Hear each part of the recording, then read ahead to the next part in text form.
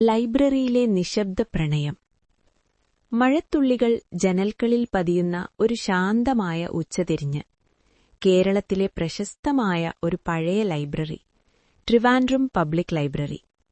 അവിടെ ഓരോ ദിവസവും ഒരേ ടേബിളിലിരിക്കുന്ന ഒരു പെൺകുട്ടിയുണ്ടായിരുന്നു.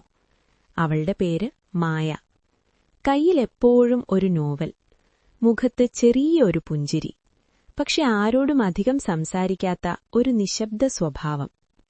അവിടെ തന്നെയാണ് ഓരോ ദിവസവും എത്തുന്ന മറ്റൊരാൾ, അർജുൻ. അവനൊരു ആർക്കിടെക്ട് വിദ്യാർത്ഥി.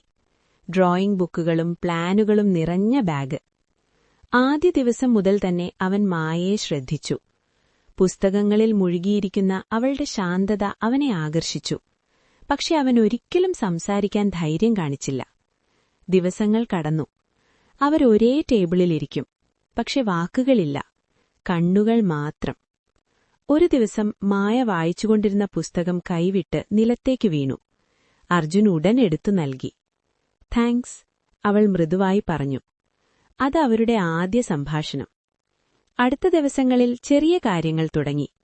ഒരിക്കൽ അർജുൻ അവൾക്കൊരു ബുക്ക് ശുപാർശ ചെയ്തു. മറ്റൊരു ദിവസം മായ അവനൊരു കവിതയുടെ പുസ്തകം നൽകി. ലൈബ്രറിയിലെ നിശബ്ദതയിൽ അവരുടെ സൗഹൃദം വളർന്നു. ഒരു ദിവസം മായ ചോദിച്ചു, നിനക്ക് എന്തുകൊണ്ടിവിടെ വരാൻ ഇഷ്ടമാണ്? അർജുൻ ചിരിച്ചു പറഞ്ഞു, ഇവിടെ ശാന്തതയുണ്ട്.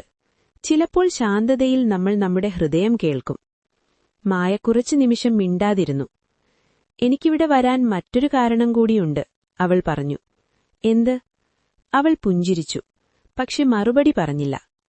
മാസങ്ങൾ കടന്നു. ഒരു ദിവസം മായ ലൈബ്രറിയിൽ വന്നില്ല. അർജുൻ അടുത്ത ദിവസം കാത്തിരുന്നു. വീണ്ടും വന്നില്ല. ലൈബ്രറിയനോട് ചോദിച്ചപ്പോൾ അവൻ അറിഞ്ഞു, മായ മറ്റൊരു നഗരത്തിലേക്ക് മാറി. അവൻ നിരാശയായി. അവൾ ഇരുന്നിരുന്ന ടേബിളിൽ അവനൊരു പുസ്തകം കണ്ടു. അത് തുറന്നപ്പോൾ അകത്തൊരു ചെറിയ കുറിപ്പ്.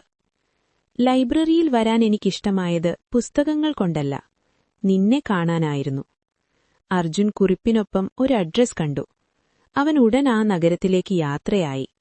അവിടെ ഒരു ചെറിയ കഫേയിൽ മായ ഇരിക്കുകയായിരുന്നു. അവൾ അർജുനെ കണ്ടപ്പോൾ ആശ്ചര്യപ്പെട്ടു. നീ ഇവിടെ? അർജുൻ ചിരിച്ചു പറഞ്ഞു.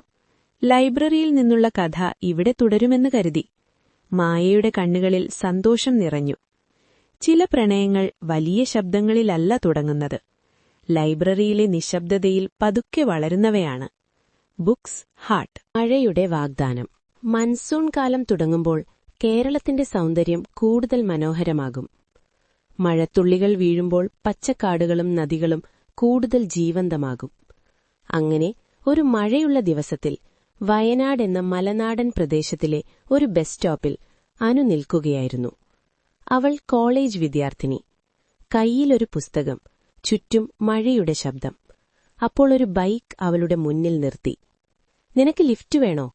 മഴ കൂടി വരുന്നു, യുവാവ് ചോദിച്ചു. അവൻ രോഹിത്. ആദ്യമായി അനു ഒന്നു മടിച്ചു. പക്ഷെ മഴ ശക്തമായി. അവൾ ബൈക്കിൽ കയറി. ആ ചെറിയ യാത്രയിൽ അവർ അധികം സംസാരിച്ചില്ല. പക്ഷെ അനുവിനു ആ യാത്ര ഓർമ്മയായി. അടുത്ത ദിവസം വീണ്ടും അതേ ബസ് സ്റ്റോപ്പ്. വീണ്ടും മഴ. വീണ്ടും രോഹിത്. അത് പതുക്കെ ഒരു പതിവായി. രോഹിത് അവളെ കോളേജിലിറക്കും. വഴിയിൽ ചെറിയ സംഭാഷണങ്ങൾ. നിനക്ക് മഴ ഇഷ്ടമാണോ? ഒരിക്കൽ രോഹിത് ചോദിച്ചു. അനു ചിരിച്ചു പറഞ്ഞു. മഴയുള്ള ദിവസങ്ങൾ ഓർമ്മകളുണ്ടാക്കും. എന്തോർമ്മകൾ? ഒരു ദിവസം ആരെങ്കിലും മഴയിൽ എന്നെ കാത്തിരിക്കുമെന്നുള്ളത്.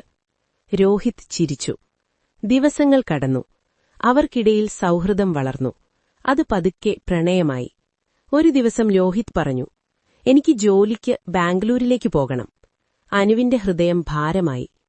പോകുന്നതിനു മുമ്പ് രോഹിത് പറഞ്ഞു, മൺസൂൺ വീണ്ടും തുടങ്ങുന്ന ദിവസം ഞാൻ ഇവിടെ വരും. അതൊരു വാഗ്ദാനം. മാസങ്ങൾ കടന്നു. മൺസൂൺ വീണ്ടും തുടങ്ങി. മഴ ശക്തമായി പെയ്യുന്ന ഒരു വൈകുന്നേരം. അനു അതേ ബസ് സ്റ്റോപ്പിൽ നിന്നു. മിനിറ്റുകൾ കടന്നു. മഴ കൂടുതൽ ശക്തമായി. അവൾ നിരാശയായി തിരിഞ്ഞപ്പോൾ ഒരു ബൈക്കിന്റെ ശബ്ദം.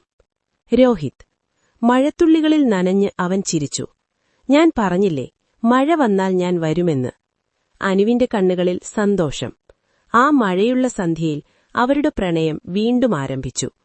ചില പ്രണയങ്ങൾ വലിയ വാക്കുകളിൽ നിന്നല്ല, ഒരു ചെറിയ മഴയുടെ വാഗ്ദാനത്തിൽ നിന്നാണ് തുടങ്ങുന്നത്. മഴയുടെ വാഗ്ദാനം അവരുടെ പ്രണയത്തെ നിലനിർത്തി.